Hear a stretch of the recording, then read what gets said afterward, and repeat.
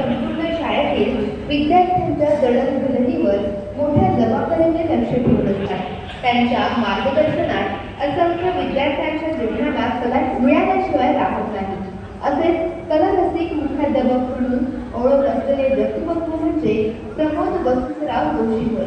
प्रमोद जोशी हे जळगाव जिल्हा परिषद येथे शैक्षणिक क्षेत्रामध्ये मुख्याध्यापक म्हणून सेवानिवृत्त झाले आहेत. मात्र आपल्या शैक्षणिक कारकिर्दीमध्ये त्यांनी हजारो विद्यार्थ्यांच्या जीवनाला आकार दिला आहे. प्रमोद जोशी हे नाट्य क्षेत्रात प्रचंड सक्रिय आहे. त्यांनी व्यावसायिक रंगभूमीवर देखील स्वतःची अनोखी छाप पाडली आहे.